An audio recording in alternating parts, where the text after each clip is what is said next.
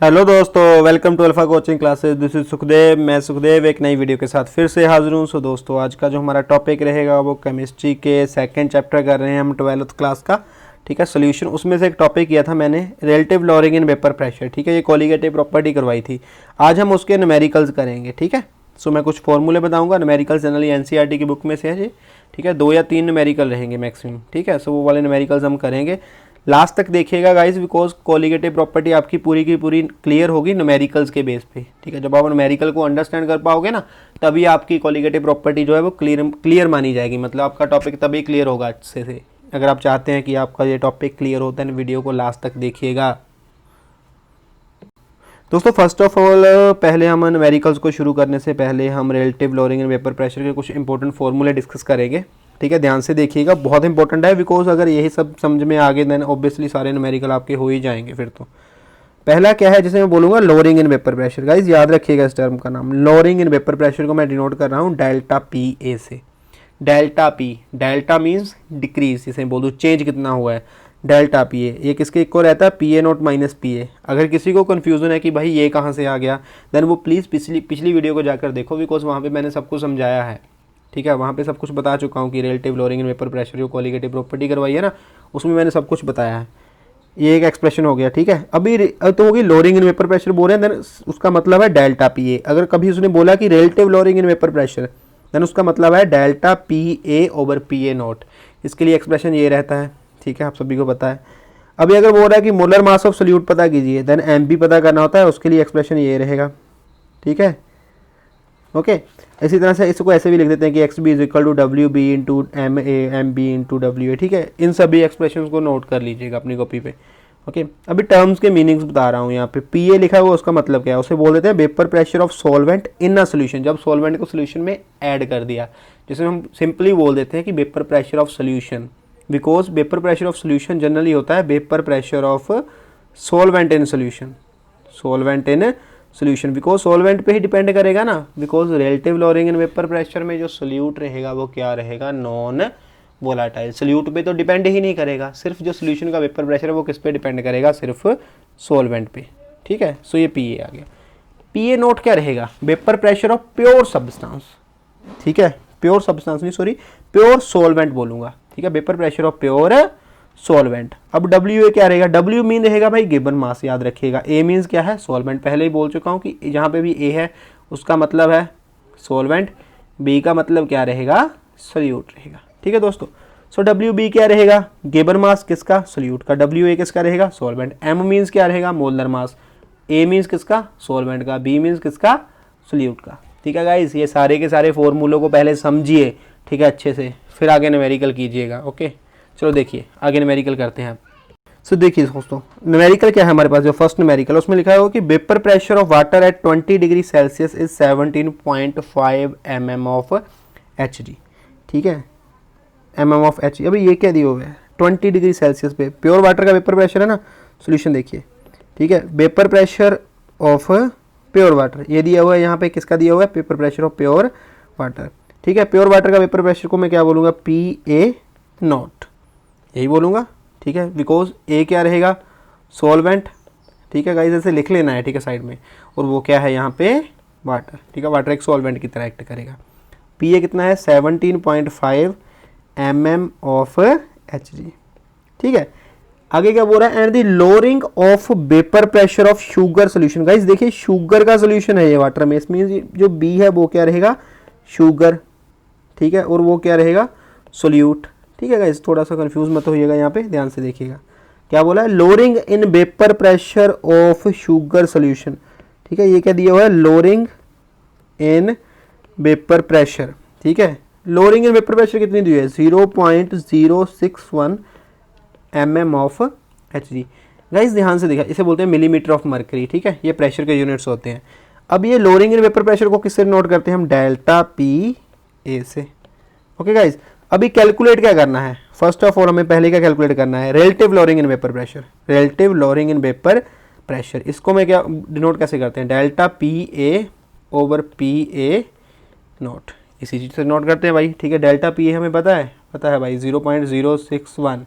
Okay, P A note पता है, P ए note हमें पता है 17.5 ठीक है। सो गाइस इसे डिवाइड कर दीजिए, डिवाइड करने के बाद जो हमारा आंसर आ रहा है 0.00348 mm ऑफ Hg। ठीक है, ये हमारा फर्स्ट आंसर आ गया। ठीक है, सो बड़ा सिंपल है ये तो। दूसरे में क्या बोल रहा है, दूसरे में बोल रहा है वेपर प्रेशर ऑफ सोल्यूशन पता करना है हमें, वेपर प्रेशर ऑफ सोल्यूशन। ठीक है, वेपर प्रेशर ऑफ सोल्यूशन कैसे पता करेंगे गाइस, देखो हमें पता है कि delta P A is equal to P A naught minus P A. ठीक है, वेपर प्रेशर ऑफ सोल्यूशन को हम डिनोट किससे करते हैं, पी ए से डिनोट करते हैं। ये हमें क्या करना है, फाइंड करना है। ये पता है डेल्टा पी ए, बिल्कुल जी पता है, यहाँ पे दिया हुआ है देखिए। ओके, पी ए नोट पता है, ये भी पता है, इसको कैलकुलेट कर लेंगे। ठीक है, सो ध्यान से देखिएगा यहाँ पे। ओके, हमें क्या करना है, अभी सिर्फ वैल्यू पुट करनी है। डेल्टा पी ए की वैल्यू कितनी है, 0.061। ठीक है, पी ए नोट की वैल्यू कितनी है, 17.5। ठीक है, माइनस कर देते हैं पी ए। ओके, अभी मैं कैलकुलेट करूँगा यहाँ पे। ठीक है, P A is equal to किसके आ जाएगा, 17.5 माइनस 0.061। इसे कैलकुलेट कर लीजिए आप। P A is equal to आपका आ जाएगा 17.439 mm ऑफ Hg। ठीक है गाइस, ये हमारा दूसरा आंसर आ गया। ओके, ध्यान से देखिएगा न्यूमेरिकल को, बहुत सिंपल न्यूमेरिकल्स है ये दोस्तों। इसी तरह से हमने तीसरे पार्ट में क्या कैलकुलेट करनी है, mole fraction of water and sugar. ठीक है, वाटर एंड शुगर की मोल फ्रैक्शन पता करेंगे हम, वाटर एंड शुगर। देखिए वो कैसे कैलकुलेट करेंगे।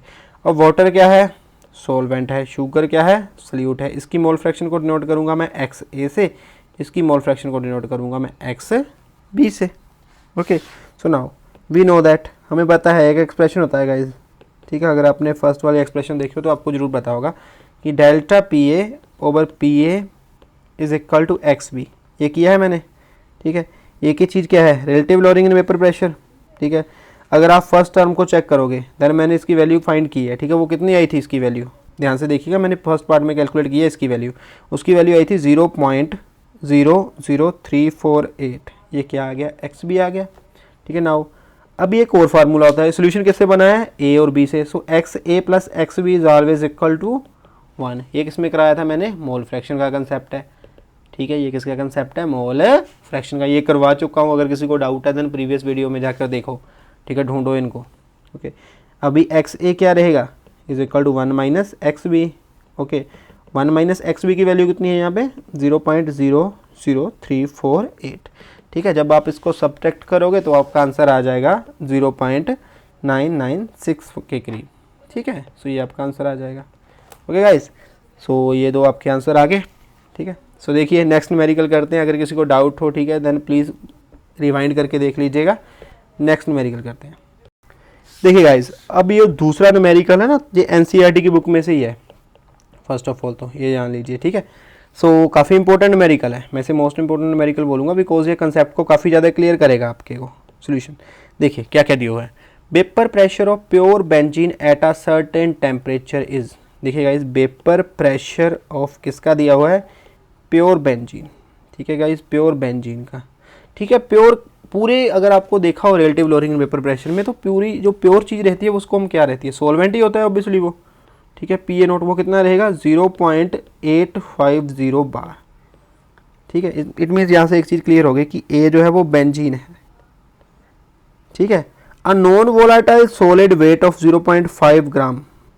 ठीक है, मीन्स कोई बी है जो वो क्या है, नॉन वोलाटाइल, कोई भी हो सकता है जी, नॉन वोलाटाइल सॉलिड वेट।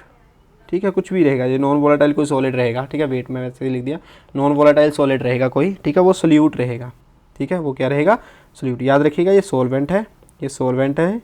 ठीक है, बी क्या है, सोल्यूट है। ओके गाइस, अभी देखिए आगे, यहाँ तक हो गया कि जो ये पूरी फर्स्ट लाइन में क्या बोला था कि vapour pressure of pure benzene at a certain temperature is 0.850 बार। ये आगे लिख रहा है a non volatile solid weight of 0.5 gram. Means ये क्या है, वेट ऑफ सोल्यूट है ना, ये वेट ऑफ सोल्यूट जैसे मैं बोल दूँ डब्ल्यू बी, वो कितना है 0.5 ग्राम। 0.5 ग्राम किसका वेट है, डब्ल्यू बी का। मैंने added to 39 gram of benzene. ठीक है, किस में ऐड किया मैंने, 39 ग्राम ऑफ बेंजीन में। अभी ये गिवन मास है ना बेंजीन का, वो बेंजीन क्या है सॉल्वेंट, वो कितना दिया हुआ है 39 ग्राम ऑफ बेंजीन। अब बेंजीन का मोलर मास भी लिखा हुआ है यहाँ पे, ठीक है, ब्रैकेट में कितना लिखा हुआ है MA लिखूंगा उसे मैं, वो कितना दिया 78 ग्राम पर मोल, ठीक है। The vapour pressure of solution then is, ठीक है, देखिए जो वेपर प्रेशर ऑफ सोल्यूशन हो जाता है, वेपर प्रेशर ऑफ सोल्यूशन, ठीक है, जो वेपर प्रेशर सोल्यूशन का हो जाएगा वो कितना हो जाएगा, उसे मैं PA लिखूंगा, वो कितना हो गया 0.854 बार, ठीक है। What is molar mass of solid weight, means हमें मोलर मास पता करना है, किसका, molar mass of solid weight, solid substance जिसे बोल दिए, ठीक है, सॉलिड सब्सटेंस का मोलर मास पता करना है। इट मीन्स हमें क्या पता करना है, सॉरी, हमें पता करना है MB मोलर मास, ठीक है, MB कैलकुलेट करना है। सो गाइज हमें पता है कि जो MB के लिए एक्सप्रेशन है, MB के लिए एक्सप्रेशन क्या रहेगा, ठीक है। देखिए मैं MB के लिए एक्सप्रेशन लिखता हूँ first of all now. MB के लिए एक्सप्रेशन क्या रहता है हमें पता है, ठीक है, कि MB इज इक्वल टू रहेगा WB into MA over XB into WA, okay. हमें ये तीनों टर्म्स पता है यहाँ पे, देखिए ये देखिए, ठीक है, हमें WB भी पता है, हमें MA भी पता है, हमें WA भी पता है, ये वाली एक टर्म रहती है XB, इसे हमें क्या करना पड़ेगा, फाइंड करना पड़ेगा। सो फर्स्ट ऑफ ऑल पहले क्या हम फाइंड करेंगे, XB को फाइंड करेंगे, ठीक है, इसे मैं कंसिडर कर लेता हूँ इक्वेशन नंबर 1। नाउ XB के लिए भी एक एक्सप्रेशन हमने रीड किया था, delta PA over PA not, ठीक है। सो इसको अगर मैं इससे XB फाइंड कर सकता हूँ, देखते हैं, ठीक है। अभी डेल्टा PA नहीं हमें पता है, लेकिन डेल्टा PA के लिए भी एक्सप्रेशन है, वो कह रहे पुट कर सकते हैं हम डेल्टा PA, उसके लिए एक्सप्रेशन क्या था, PA not minus PA not minus PA over PA not, ठीक है। अभी देखना क्या है कि क्या हमें PA नॉट और PA पता है, ये दोनों चीज़ें हमें पता है, ठीक है। इसमें पुट कर दीजिए, क्या पुट करना है आपको, पुट कर दीजिए PA नॉट की वैल्यू एंड PA की वैल्यू, ठीक है गाइस। सो इन दोनों की वैल्यूज़ क्या कर दोगे आप, पुट कर दोगे। PA नॉट की वैल्यू कितनी आई थी यहाँ पे चेक कर लेना, 0.850 बार है, ठीक है। और PA की वैल्यू कितनी रही थी, PA की वैल्यू रही थी 0.845 बार, ठीक है। दोनों वैल्यूज़ में पुट कर दूंगा, 0.850 माइनस 0.845 डिवाइडेड बाय ये 0.850, ठीक है। यहाँ से क्या निकल जाएगा हमारा XB कैलकुलेट करेंगे हम, ठीक है। सो गाइस इसे डिवाइड करते हैं, डिवाइड करने के बाद हम XB कैलकुलेट करेंगे, 0.005 डिवाइडेड बाय 0.850। अभी दोस्तों जो इसको डिवाइड करके हमारा जो आंसर आ रहा है, ठीक है, वो देख लो कितना आ रहा है, ठीक है, वो आ जाएगा हमारा 0.00588, ठीक है, अप्रॉक्सीमेटली लिखा है, ये XB की वैल्यू आ गई, ठीक है। तो अभी पुट कर देंगे इसे, पुट इन इक्वेशन नंबर 1। अभी इक्वेशन नंबर 1 क्या आ जाएगी, देखिए,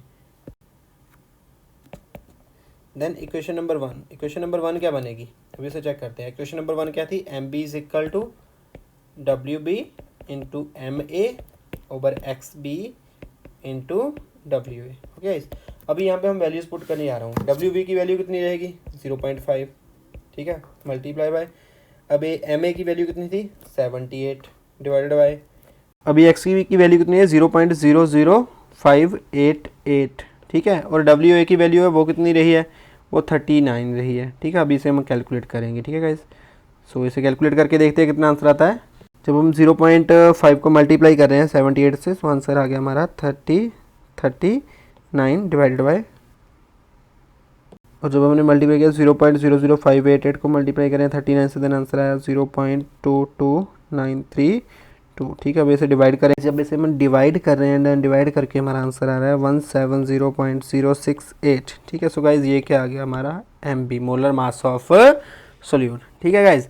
सो आई होप आपको समझ में आ गया होगा, ठीक है। सो इसके जो नेक्स्ट न्यूमेरिकल्स हैं, ठीक है, नेक्स्ट न्यूमेरिकल्स, ठीक है, और न्यूमेरिकल्स कराऊंगा मैं RLBP के, ठीक है, वो नेक्स्ट वीडियो में रहेंगे, नेक्स्ट वीडियो में आएंगे, ठीक है। सो गाइज आई होप आपको अच्छे से समझ में आ गया होगा, ठीक है। Relative lowering in vapour pressure का कंसेप्ट भी समझ में आ गया होगा, उसके न्यूमेरिकल्स भी करने ईजी हो गए होंगे, ओके गाइज। अगर अब तक किसी को डाउट है देन प्लीज़, ठीक है, मुझे कमेंट में बता दीजिएगा, ओके। सो अगर आप चाहते हैं कि ऐसी वीडियो को फर्दर देखना चाहते हैं, ठीक है, ऐसे ही सीखना चाहते हैं, देन प्लीज़ चैनल को सब्सक्राइब कर लीजिएगा। Thank you.